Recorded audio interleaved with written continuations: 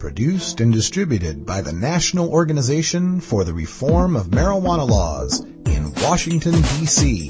This is your NORML Daily Audio Stash, the growing truth about cannabis. Welcome to the most popular podcast regarding marijuana in all of America and all the world.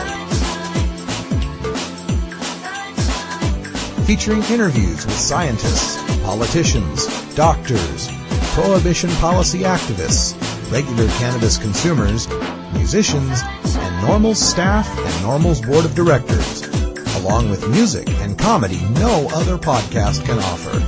You can always find out more about the show at our website, stash.norml.org, and continue the education and conversation on our blog as well.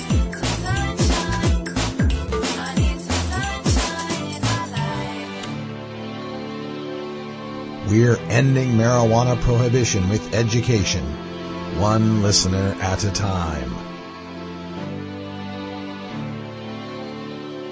The podcasting and blogging technology for the NORML Daily Audio Stash is provided by Red Aphid Interactive Media. Visit www.redaphid.com. Georgia.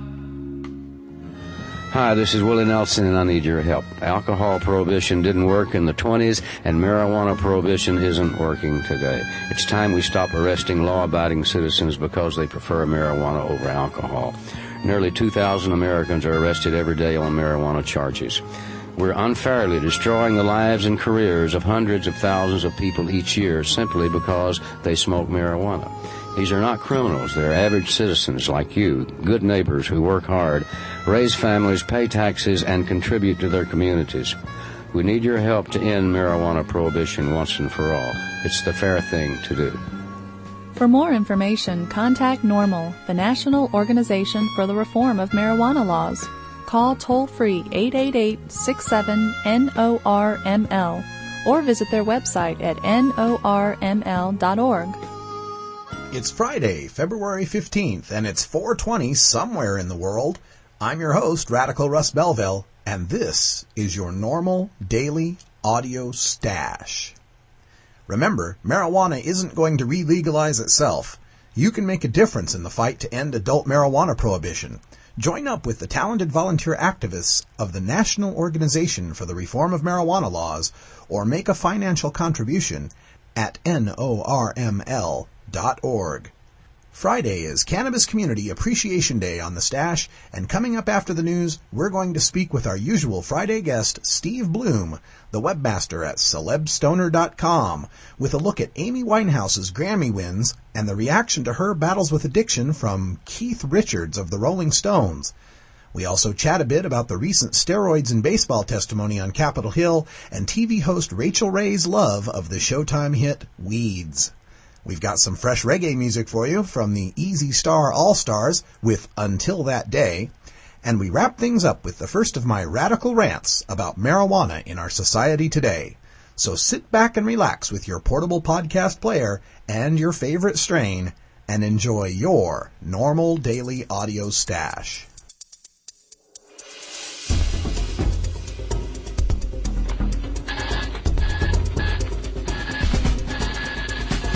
Now it's time to take a look at the latest stories about marijuana from news organizations across America and around the world in our NORML Daily Audio Stash, Hemp Headlines.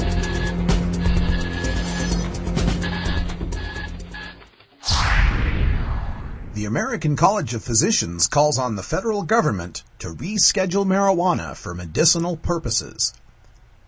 The nation's largest organization of doctors of internal medicine, the American College of Physicians, has issued a 13-page paper calling on the government to remove marijuana from the Schedule I classification, which declares the herb to have no medicinal value.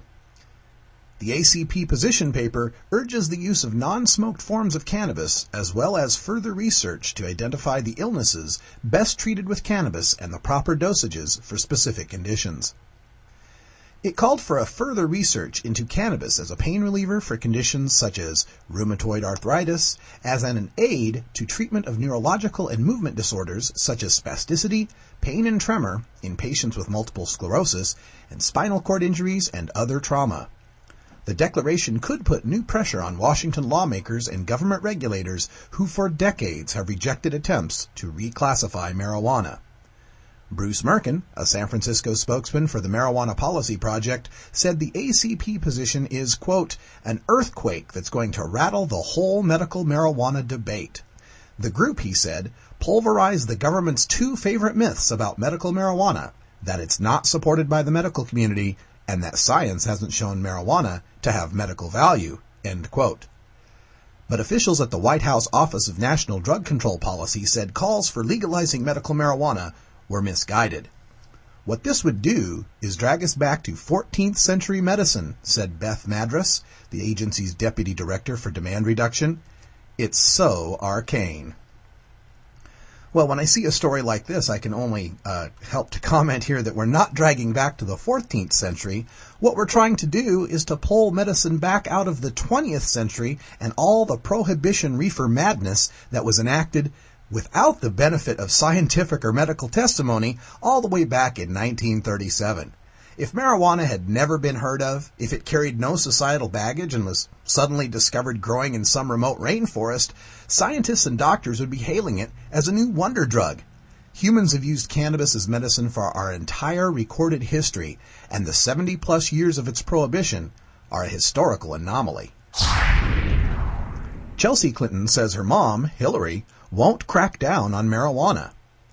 Dayton, Ohio. Chelsea Clinton is a daughter who is very proud of her mom. She said so repeatedly during a talk on Wednesday, February 13th at Sinclair Community College.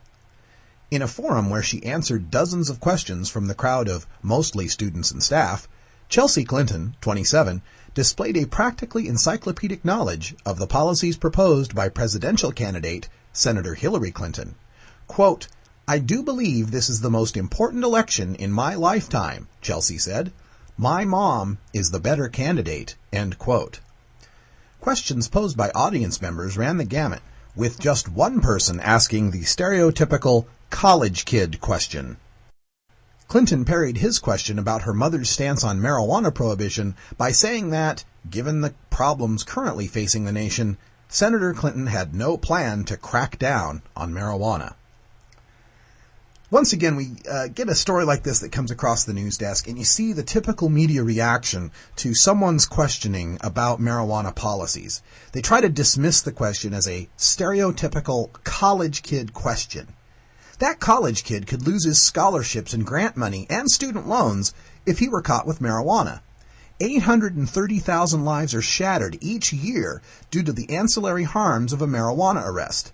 Our domestic police are militarized against our own citizens, breaking down doors and terrifying Americans who might be gardening in their basement. So when Chelsea Clinton says her mother has no plans to crack down on marijuana, I would have to ask, does she have any plans to lighten up on marijuana? Cannabis decriminalization bill approved in State Senate of Vermont. Montpelier, Vermont. It's on to the Vermont House now for a bill that would relax penalties on Vermonters caught with small amounts of marijuana. The Vermont Senate gave final approval to the bill Thursday after defeating an amendment that would have given prosecutors the decision-making power over whether minor cases should be sent to court diversion. The bill calls for defendants to have the choice of court diversion or paying a fine when they're caught with up to an ounce of marijuana. Opponents said the bill sends the wrong message to young people, while supporters said it would match state law with the existing practice of prosecutors. And New Hampshire subcommittee approves pot decriminalization bill. Concord, New Hampshire. A House subcommittee yesterday approved a bill to reduce the consequences of possessing small amounts of marijuana. The Criminal Justice and Public Safety Subcommittee voted 3-1 to reduce to a violation, punishable by a $200 fine, the possession of less than 1/4 ounce of marijuana. It's not clear when the full committee will vote on the bill. Current law makes possession of marijuana a misdemeanor, which carries a fine and a criminal record upon conviction. A violation would not mean a record, Representative David Welch, Republican of Kingston, said. Quote, young folks who aren't always making intelligent choices could screw up their chances at a Pell Grant for college later on under current law, he said. End quote. Well, of course, I would prefer to see that we move on to full re-legalization of the herb. You got to realize that the general public isn't going to go along until we take some incremental steps toward that goal. And the first incremental step is decriminalization. 12 states in the United States have decriminalized the possession of marijuana so that a person doesn't have an arrest or a record. And we're hoping that Vermont and New Hampshire can join those 12 states.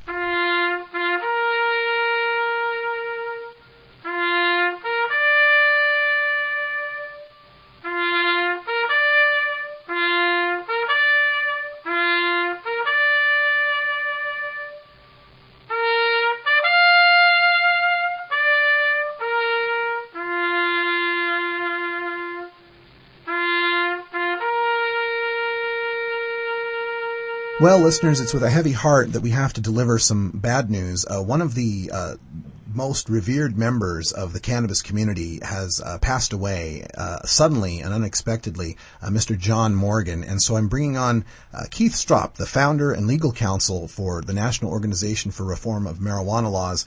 And Keith, welcome back to the Stash. Thank you, Russ. Nice to be with you. I'm sorry to be with you on such a sad occasion. I'm sorry, too, and I'd just like to give you this opportunity to memorialize Mr. Morgan, and if you could explain to our listeners his impact in the cannabis community and how he'll be missed.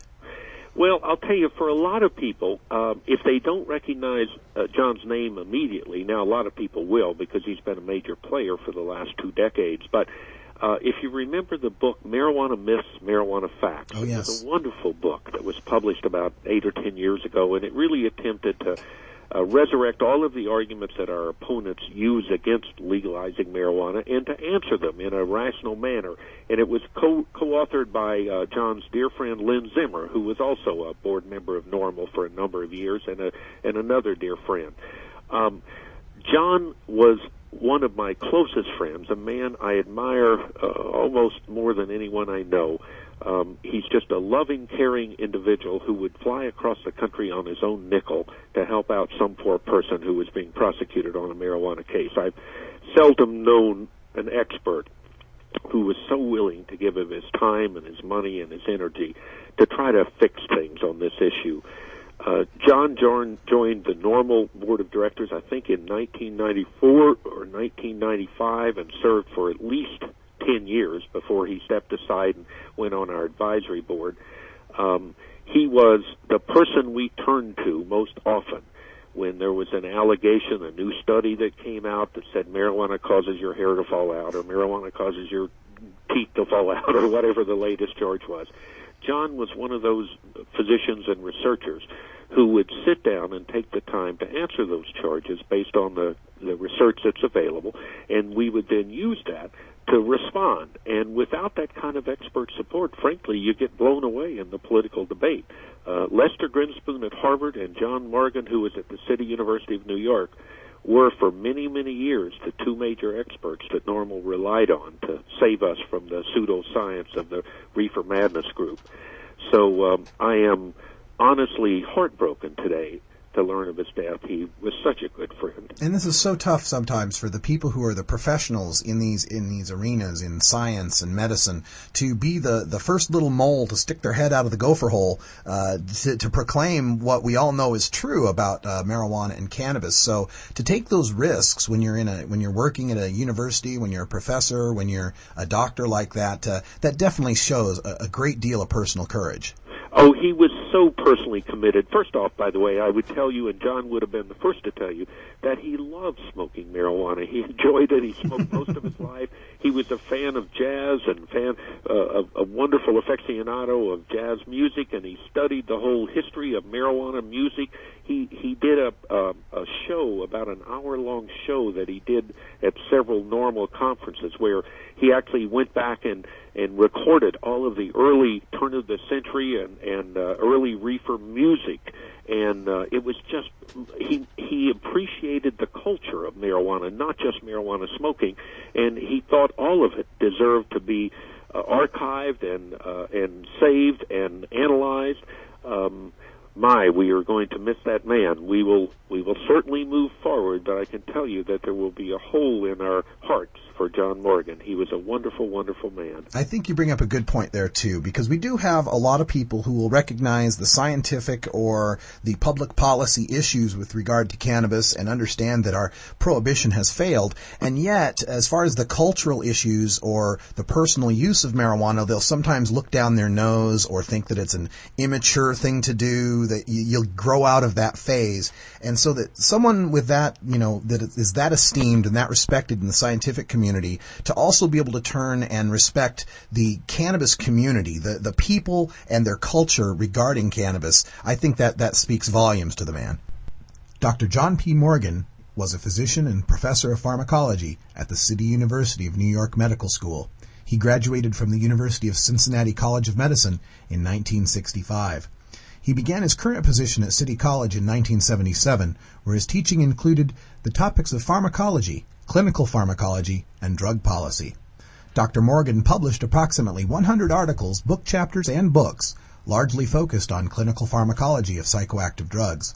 Recently, his research and writing has involved issues such as urine testing in the American workplace, medical marijuana, the sociopharmacology of crack cocaine, alcohol prevalence during national prohibition, and physician prescribing practices. Dr. Morgan was a member of numerous professional associations, including the American Society of Addiction Medicine, the American Society of Clinical Pharmacology and Therapeutics, and the American Council on Science and Health, and he served on the advisory board of the Drug Policy Alliance and NORML. From all of us in the cannabis community and NORML, Dr. Morgan will be sorely missed. Our condolences go out to his friends and family.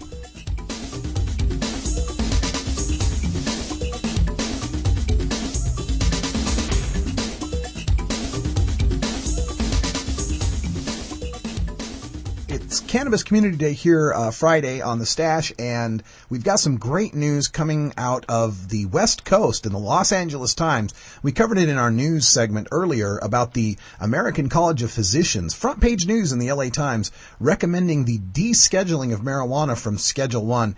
I'm sitting here with Alan St. Pierre, the executive director of the National Organization for the Reform of Marijuana Laws. And Alan, what do you think about the impact of this statement today? Huge day, Russ. Glad to be with you. And this is big in medical marijuana. In the 35-year history of trying to reform the laws, one of the biggest impediments is getting doctors' groups to weigh in politically on this very contentious and friction-filled issue of medical access to marijuana. And so today, the American College of Physicians, the second largest body of doctors in the United States, weighed in very strongly that the government should reschedule marijuana to make it, one, both available for medical access, and two, to certainly make the plant material more available for medical research. Yeah, we see a lot of these medical groups that either won't give an answer with regard to marijuana's medical use, or they'll give, conflicting or contradictory statements.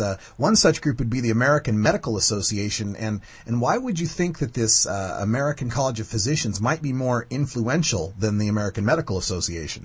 Well, I think for those who are familiar with the American Medical Association and its politics over its long history, and for those of us who are the children of physicians, many of whom do not like the AMA and its policies, well, it's highly politicized. It's highly influenced by pharmaceutical companies. It's highly influenced by government agencies that regulate doctors like the DEA and FDA. It's highly influenced by insurance companies and medical device manufacturers. Anybody who's familiar with their publications and where they get their funding realize, well, where their bread is buttered. And so even though it's the largest body of doctors in the United States, you're quite right to point out that they've had a terrific conflicting attitude and public statements around medical marijuana.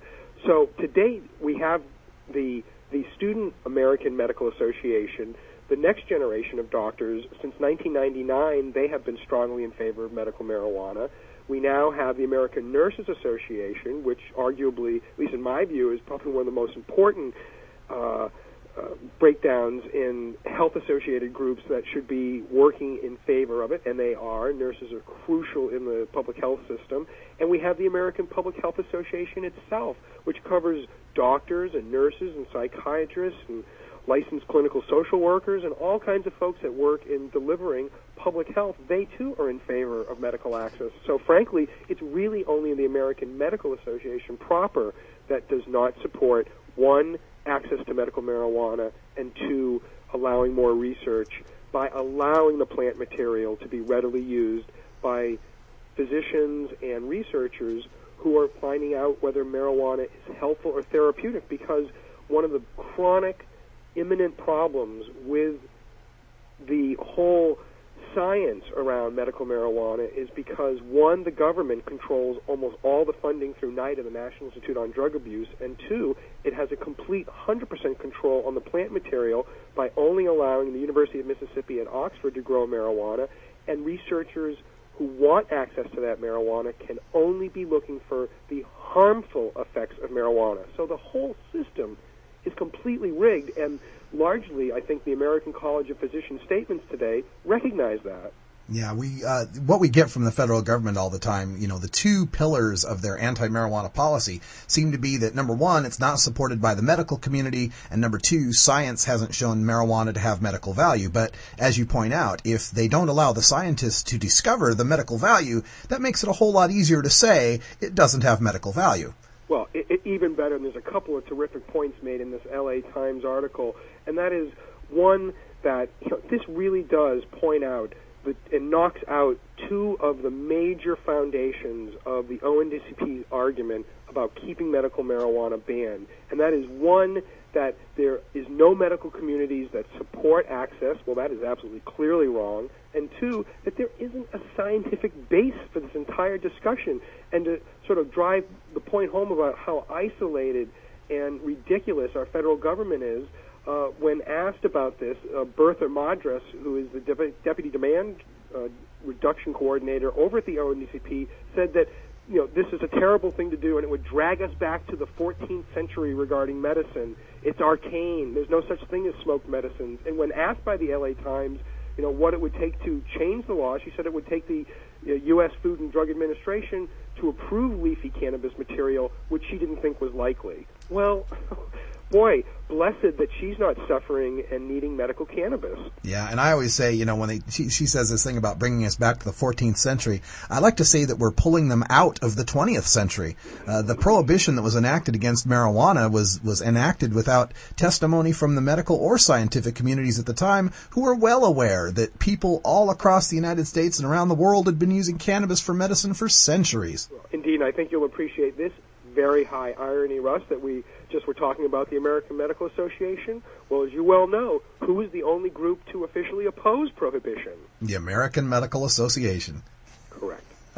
Well, we've been speaking with Alan St. Pierre, the executive director of NORML. Check out the website at norml.org. We've got more details on that story, also up at our Stash site at stash.norml.org. Alan, thanks again. It's always a pleasure. My pleasure. Thanks. Take care, Russ. I will.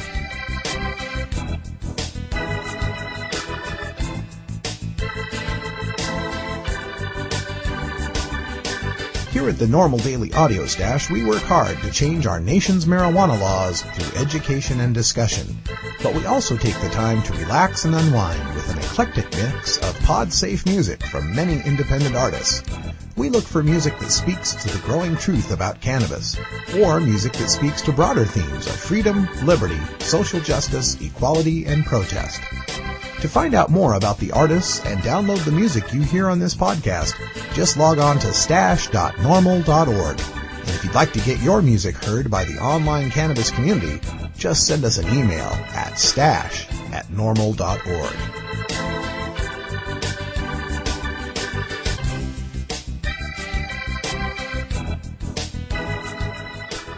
Well, it's been an exciting first week for me as your host here at the NORML Daily Audio Stash, and one of my favorite things about doing the Stash is getting the opportunity to find all this great new music from all these independent artists. A lot of our music comes from PromoNet, and they get us the pod-safe music that we can play. And this latest song I've got for you is from the Easy Star All-Stars. They've got a new EP coming out called Until That Day, and you know, it just ain't a cannabis party until you start playing some reggae. So let's get into the reggae grooves. You're jamming along with the NORML Daily Audio Stash.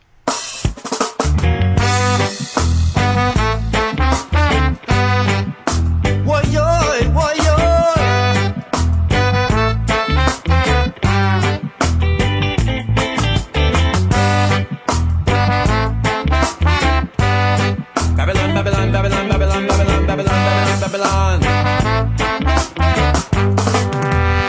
Take your money and go away. Caesar. Take your money and go away. Caesar. Won't shut my mouth until that day. Caesar. Caesar.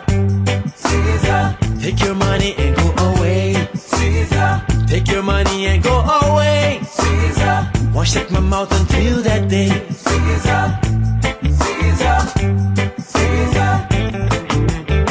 There'll be no lasting peace until that day. No world citizenship until that day. No international morality until that day. Since the power of the Trinity, the African continent, Lord, until that day, shall not know peace until that day. But we will fight if necessary until that day. For we know we have the victory. So go away, Caesar. Take your money and go away, Caesar. Won't shut my mouth until that day. Caesar, Caesar, Caesar. Take your money and go away. Caesar. Take your money and go away. Caesar. Won't shut my mouth until that day. Caesar, Caesar, Caesar. What is it?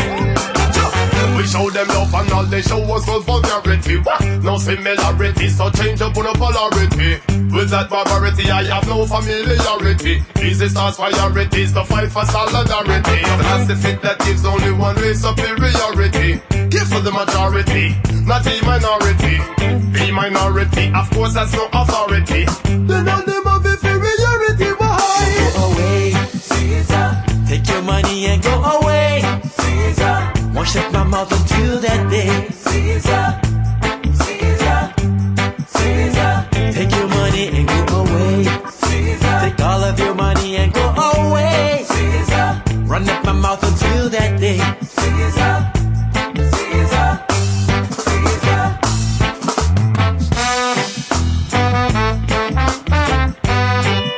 No, no, no, no.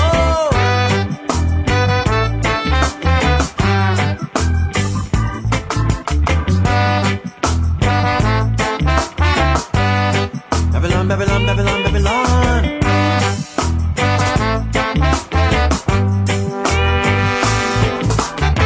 We have to chant down the dollar until that day. At the fire upon the dollar until that day. Your bit the one me not gon' swallow until that day. Iniquity me not gon' follow.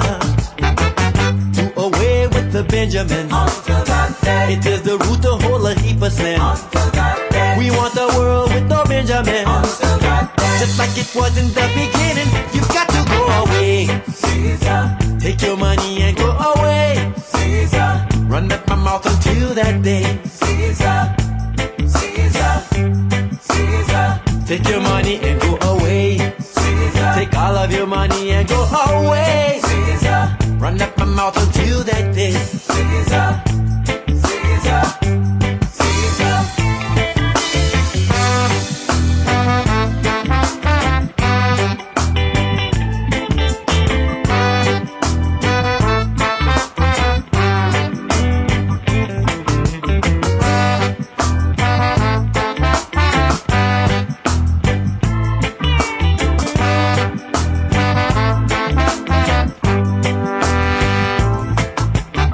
There'll be no lasting peace, no world citizenship, no international morality. Haile Selassie, I prophesy, the African continent, Lord, shall not know peace. All right, well, it's Friday here on the Normal Daily Audio Stash, and that's our time here to take a look at the celebrity and entertainment news, plus some of the political news happening in the world of the cannabis community here with our frequent guest, Steve Bloom from celebstoner.com. Steve, welcome back to the Stash. Hey, Russ, how are you, man? I'm doing good. This is my first opportunity to get to talk to you, having taken over the hosting duties here. So I was checking out the site, and of course I encourage everyone to go check out celebstoner.com. It's got the top 10 celeb stoners and news on sports and movie reviews. There's plenty of stuff there. And right there on the front page, we get all the latest news that's happening in the world of entertainment and music. And the big entertainment story this week, of course, was the Grammy Awards, where we had Amy Winehouse, who won many awards there at the Grammys, especially for Record of the Year. And Steve, why don't you give the audience just a little breakdown of what's going on with this whole Amy Winehouse situation? Well, Amy Winehouse had a big year in 2007. It continues in 2008 by winning 5 Grammy Awards. There was a lot of suspense and drama at the award show last Sunday night.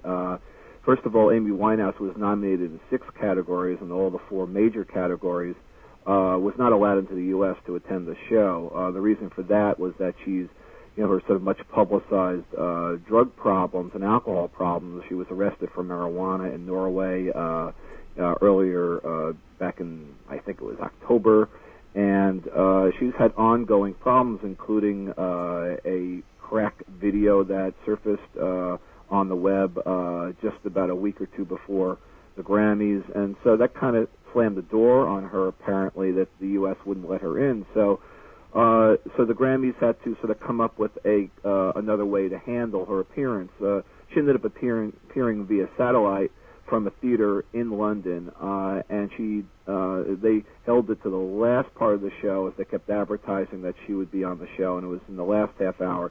They finally beamed into London, and she did a performance of 2 of her songs. She's famous for the song Rehab. She also did I Told You I Was Trouble, and she just didn't seem very steady on her feet. She hadn't performed a lot lately, and she seemed a little wobbly. She was kind of slurry. I kind of described it as doing her best Billie Holiday imitation, that, she just kind of, wasn't quite all there. But at the same time, the band was cracking behind her, sounded very good. And then she had been picking up awards throughout the night, and then finally, after her performance, she was given the Record of the Year award, and she made a speech referring to her husband, Blake, who's in jail currently, and about the fires that had swept through this area called Camden the night before in North London. And she more or less came very close to sweeping the Grammys. She won 5 out of 6, but in a big surprise, the last award, the biggest award of the night, the Album of the Year, went to Herbie Hancock, a jazz musician who is, one of the great pianists of all time, but a very unlikely winner for the overall, Album of the Year. Well, there was a little bit of a backlash. After Amy Winehouse won all the awards, Natalie Cole, I guess it was that night, at the press interviews, she was asked what did she think of Amy Winehouse winning all the awards. She said, I don't think she should have won. And she went on to say it sends a bad message to our young people who are trying to get into the business, the ones who are trying to do it right and really try to keep themselves together. We have to stop rewarding bad behavior. The girl really has a problem. I mean, she could die. You just don't do your drugs and get on stage and get rewarded. I don't take anything away from her talent, but I just feel she's stepping into a place that she hasn't earned yet. It's interesting to come from Natalie Cole, who had her own drug problems back in the 70s and 80s and went through rehab. Maybe that's why she's taking this position against Amy Winehouse. And Natalie Cole won her first award when she was 25, and Amy Winehouse was 24, so I'm not sure why Amy Winehouse is less deserving than Natalie Cole. And then, furthermore, the week before the Grammys, you had the Stones, of all people, band, members, knocking Amy Winehouse. You had Keith Richards basically saying that she should get her act together. Yeah. And you had Mick Jagger saying, when we experimented with drugs, little was known about the effects. In our time, there was no rehab centers like today. It really wasn't a knock, but it was more, Keith Richards kind of saying, get your act together. And I think Keith is kind of saying, hey, I've done this all these years, doing all kinds of drugs, and I haven't really run down the street, in my panties and bra, acting, in bad shape, or, been seen on a video doing crack. I mean, Keith Richards has a long-term reputation for having used heroin and all kinds of things like that. So it's just kind of a fun development of how everybody's kind of treating her these days. Yeah, I'm really shocked to hear, for Keith Richards to stand there and tell someone what they should or shouldn't be doing with their drug use. That's kind of, both of them in a sense should talk. Keith Richards and Natalie Cole. Yeah, we're talking pot and kettle territory here. Yeah, I mean, exactly. I mean, Natalie Cole's had her own problems, and she should really talk. She should actually be lauding Amy Winehouse and saying, "Hey, listen, let's just hope she gets better. And, congratulations for winning your awards." Yeah, and the other thing that I would think about this is when Natalie Cole says something to the effect of, giving her an award, a Grammy Award for her musical talent and her compositions is somehow sending a bad message because she takes drugs. Shouldn't the Grammy Awards be about your talent and your composition, period, regardless if you're, eating cornflakes in the morning? It should be about the songs and the music, not your personal life. Well, the problem for celebrities these days is, it's always, this issue of how will children, respond. There's this big issue, now, of course, over the steroids in baseball, and everybody's talking about, Roger Clemens and, how, young athletes, will deal with, the drug issue when they see that someone like Clemens, who apparently, used steroids and HGH, did so well, while using those drugs, and Barry Bonds and other players who have extended their careers. And so it all comes back constantly with celebrities and athletes is, how it's going to affect the kids and stuff like that. And, and of course, the music fans are very young and they're impressionable. And there's no question. I mean, people aren't going to look at it and say, hey, look at Amy Winehouse. She's a bit of a mess, yet, she can put out some great music. So, they want a perfection. They want the person to be just right. They don't want, they want the music to be great. They want the personal life to be perfect. And, and then that's the exact way that, you can honor somebody, or you could, look up to them and see them as the so-called role model. With the media being so present everywhere 24/7, you could see, every element of people sort of personally melting down, right in the media. So, it's pretty clear that her behavior is, is dangerous to herself. Yeah. And that's probably the biggest problem. But the broader issue is, what does it represent in the music community when you honor somebody whose music is great, but her personal life, needs, some improvement? Well, I also wonder, when we get that comment from Keith Richards talking about, well, I did this and that, and I was able to take care of it and not, like he said, be running down the street in his bra and panties, which... Thanks for the visual on that one. But, it's a different time. Coming up through the 60s and 70s, you didn't have TMZ and packs of paparazzi and 24/7 cable news coverage and blogs and websites all devoted to following your every little detail of your life.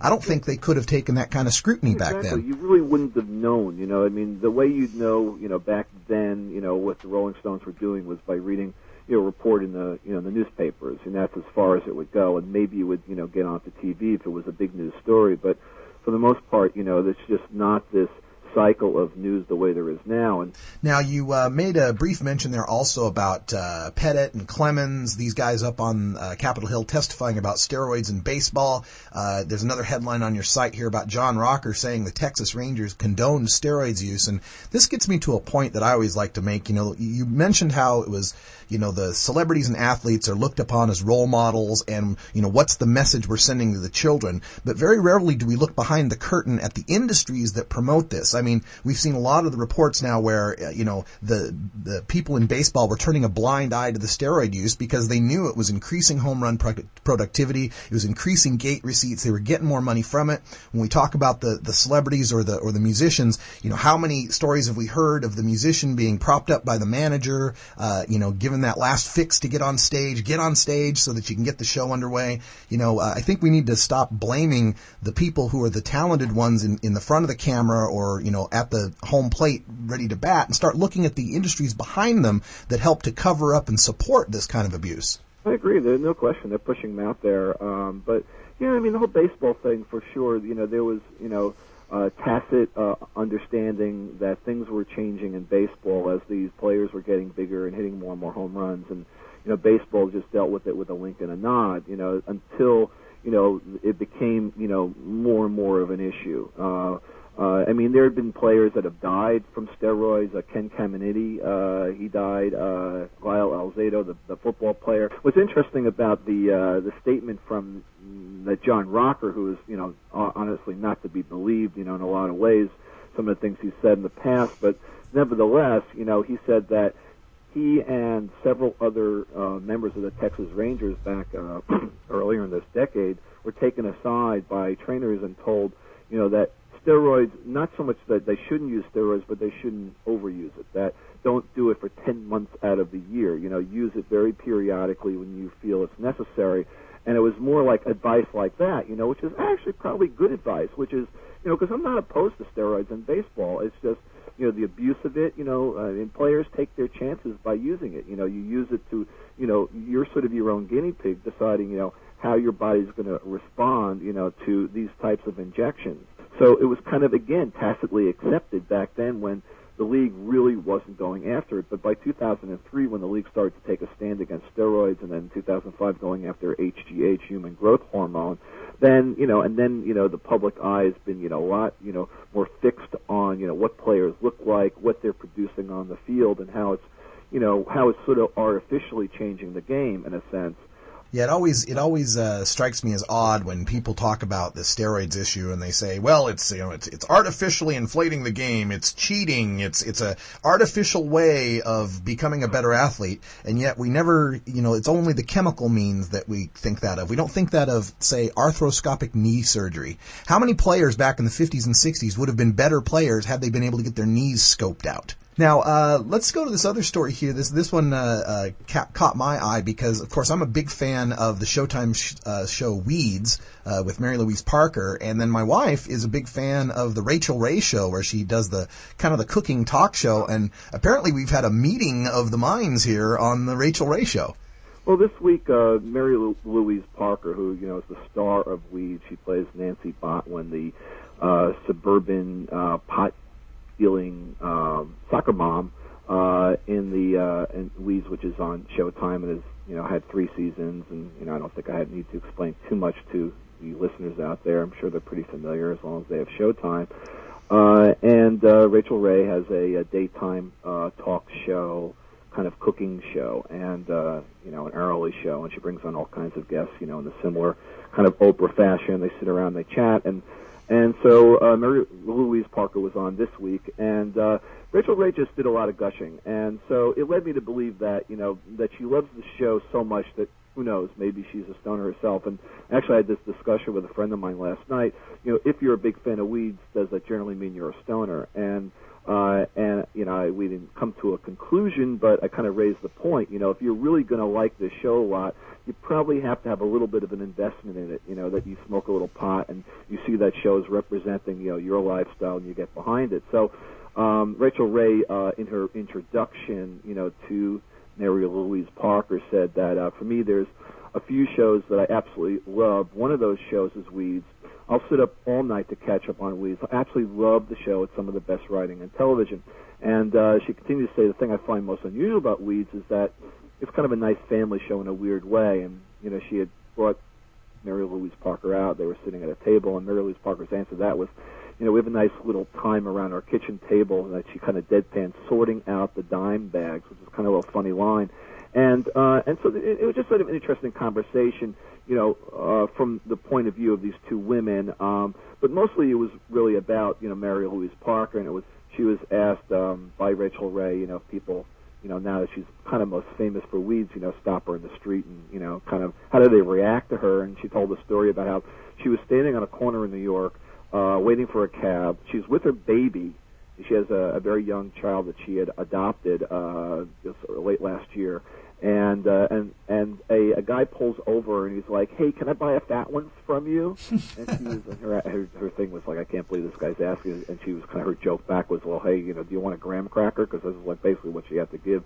She had the kid in her hand. All right. Well, we've covered music and sports and TV. Let's end up here with a little bit of coverage of what's going on in the political race. Of course, it looks like John McCain's going to be the nominee for the Republicans, and we really don't need to talk very much about what his marijuana policies might be.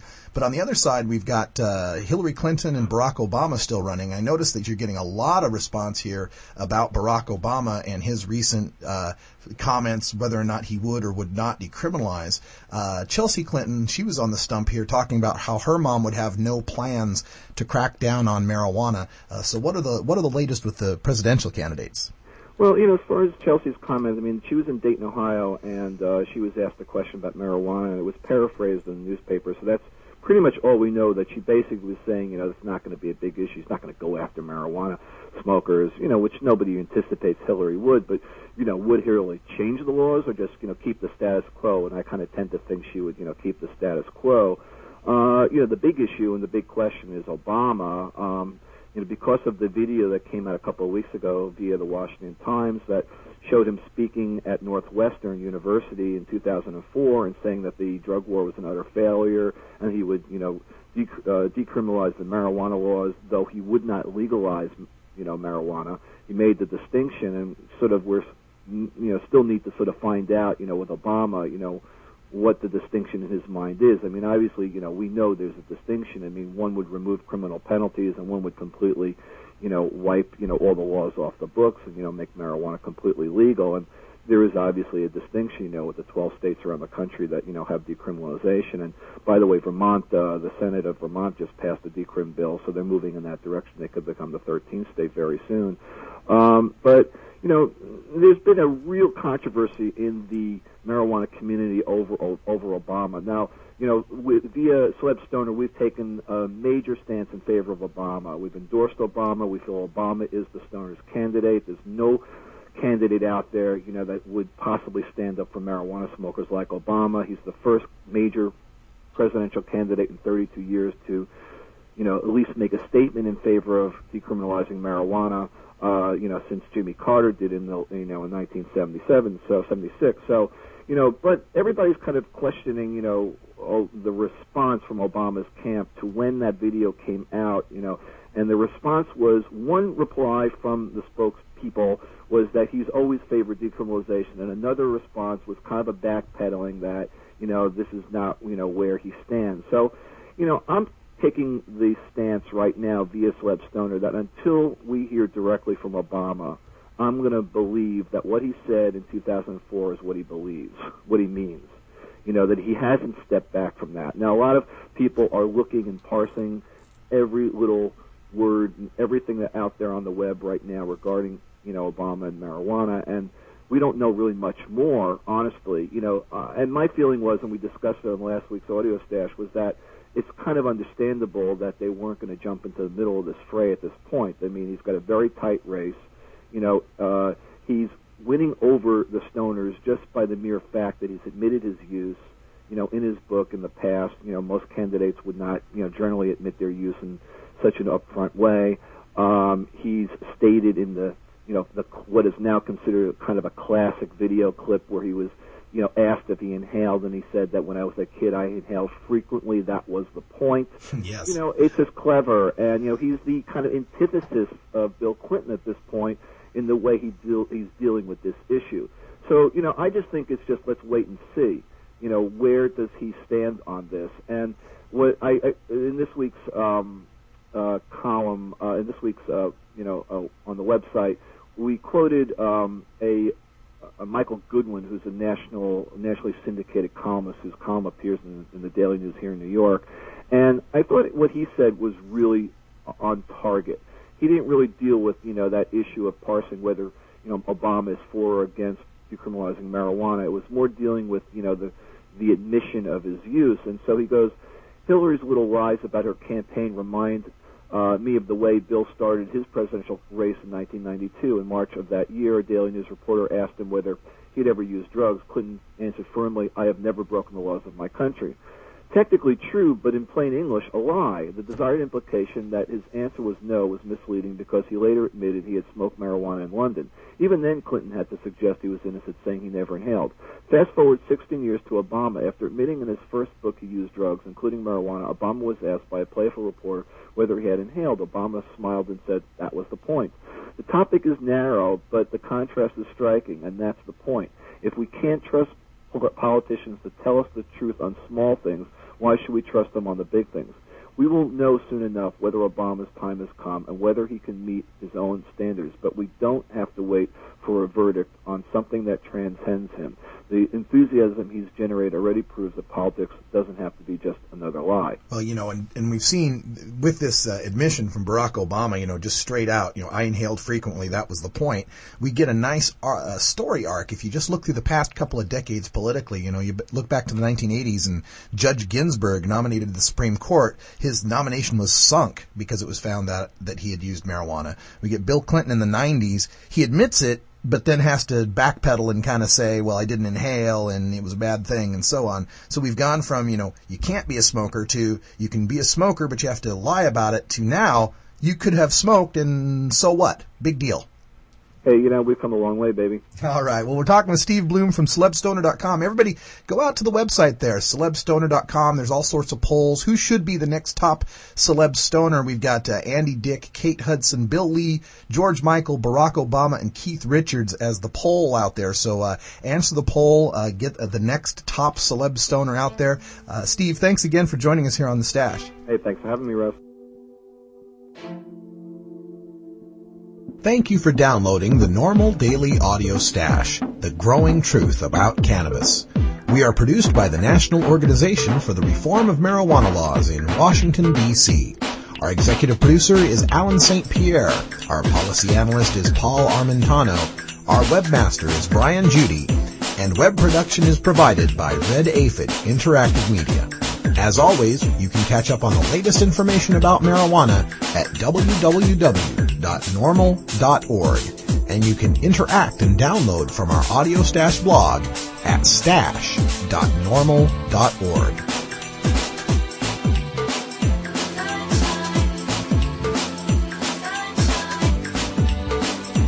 For everyone here at NORML, I'm your host, Radical Russ Belville, hoping all your harvests are bountiful and your encounters with law enforcement are non-existent.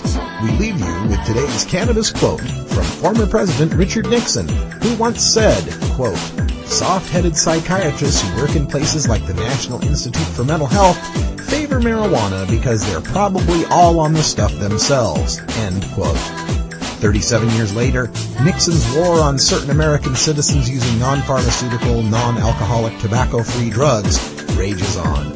With your continued support, we will undo the damage Nixon wrought upon our American hemp heritage.